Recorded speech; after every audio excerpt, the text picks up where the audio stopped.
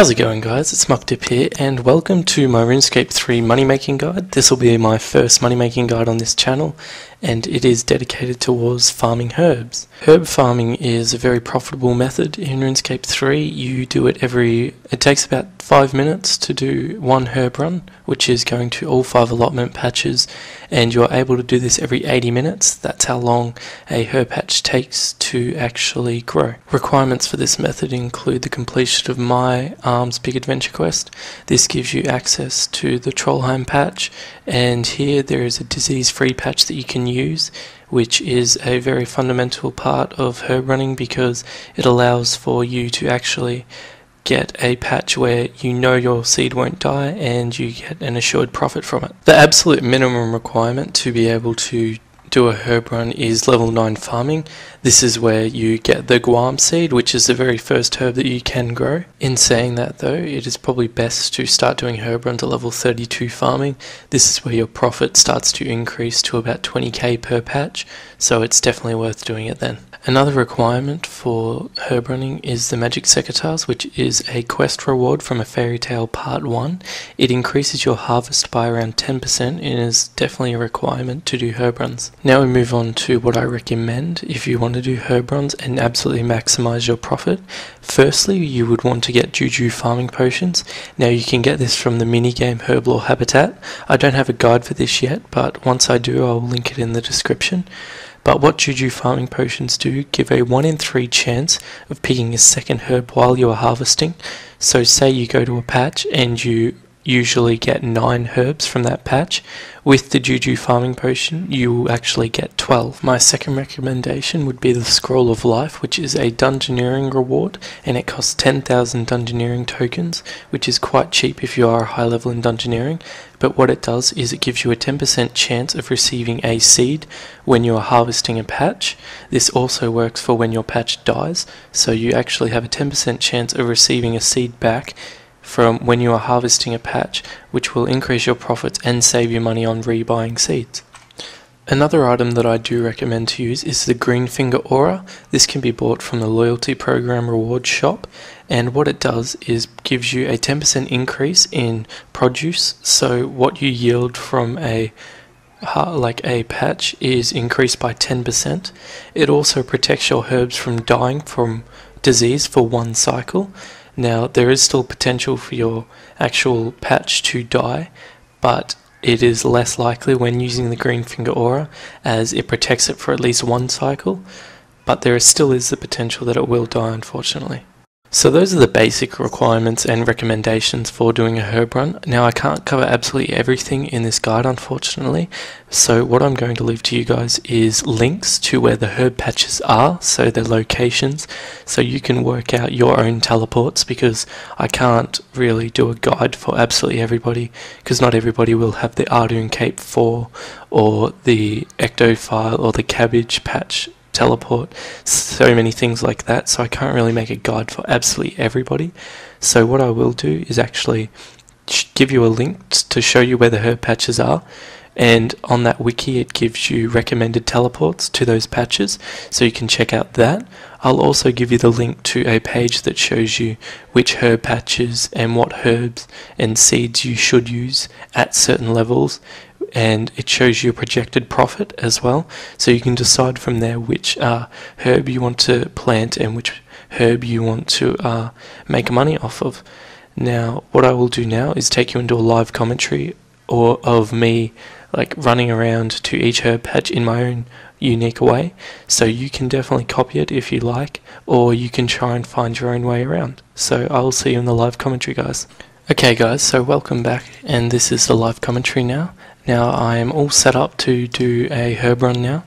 So what I have with me is my Juju farming potion, I have my Supreme Greenfingers Aura, I have my Magic Secateurs on me, and I have my 5 seeds ready to plant in all 5 patches. Now I'll just give you a quick little run through of how much each thing costs. Now the Lanternine seeds all up cost around 230k, so that's what I'll be planting, and we'll see how much profit we can make back. Now what I'm going to do now is just run to my first patch, so that will... Now I don't have the most amazing teleport to get to Trollheim. what I use is the house teleport tab, and through doing Love Story I'm able to change that tab into a Trollheim tab, which will teleport me to the top of the Trollheim mountain. So now I can teleport near the patch. There is a teleport that is a lot better than this patch, a lot better than this teleport, and that one is a teleport you can get from what is it? Livid Farm. That one will take you almost directly to the patch of Trollheim, and it's like saves quite a bit of time, but it's about 600k Livid Farm produce points, which will take about 30 hours to complete, so I haven't done it just yet. But here we are, we're on top of the patch now. You can see a tool leprechaun, and this is my arm. He is the guy that will look after your patch so it never becomes diseased. But let's get into the herb run. Let's drink our Juju farming potion, activate our aura, and pick the herbs. Now you might see a few things down in the bottom left corner in my chat box, like that. Your aura allows you to recover an additional crop, and then the potion allows you to recover a second herb. Now that is the aura picking up a second herb for you, because it has a 10% chance to do that, as well as the potion, which gives you a 1 in 3 chance to actually pick up a second herb. So what I did then was just use my super compost on the patch, use my lanternine seed on the patch, and I'm done with this patch now. So I'm going to teleport to Ardoin Farm using the Ardoin Cloak 4, and this will take me right next to the farming patch that I need to use. So this one hasn't become diseased, which is good. It'll save me quite a lot of money. So what we do is just wait for this to be completely picked while I'm getting additional herbs due to the aura and the potion. So I use my super compost again, and then my lanternine seed, and then I go over and use my grimy lanternine on the exchange on the tool leprechaun, which changes it into notes, which means I don't have to bank halfway through a farming run.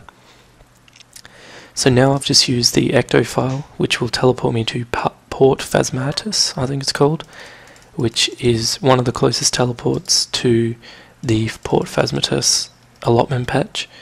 Now, other teleports I've seen people use are the Lodestone teleport, which is now in Canifus, which is quite close. You can also use a Ring of Slaying and just run over to this patch.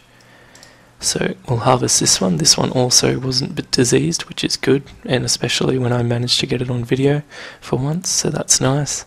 And you can see my aura is helping a lot, getting me 2 additional herbs just like that, which is excellent.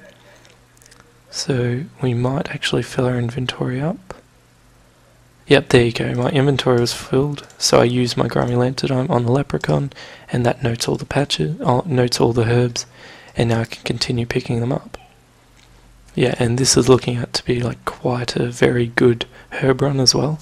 Don't always expect this though, like sometimes you will get 2 or 3 diseased patches at once, and to let you know, I've once had 4 patches that were all diseased in one run, so that was very unfortunate.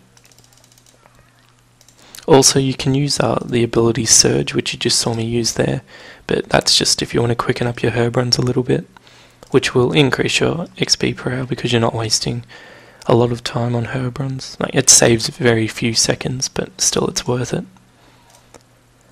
So yep, this is the Falador herb patch, which I used the Explorer's Ring 3. I don't have the Explorer's Ring 4 yet, unfortunately. But yeah, you get that from doing the Lumbridge and Draenor tasks, and it gives you free teleports to the cabbage port just there, and you can just run up. Now I'm just home teleporting to the Catherby patch, because this is the closest teleport to the Catherby patch, and this will be the final patch that I do for my run. And luckily all my actual herbs did not get diseased, so that's excellent, and means we'll get the most profit we can from just this run. And it's looking like I'm going to get close to 70 herbs just from this run. I think 75, no 66 I should get. Yep, there it is, 66 Grow me Lantidimes. Okay, now at the start the 5 Lantidime seeds were 230k. Let's just price check this. This turns into 630k.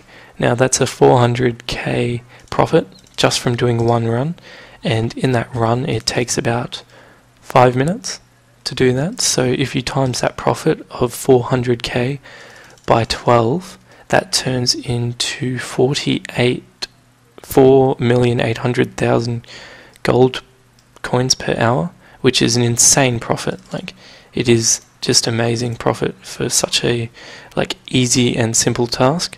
So yeah, I'll just quickly check my math was correct. 400,000 profit times 12 turns out to be 4.8 million coins, and that turns out to be 4.8 million coins per hour, just doing a 5-minute herb run every hour and 20 minutes. So that's the end of this live commentary. I hope you enjoyed, guys, and I hope you do make quite a lot of money from doing this method. And thank you for watching. Please like the video because it did take quite a while to make. And if you did enjoy this video, remember to subscribe to my channel. I'm going to continue doing money making guides, so hopefully I will see you there.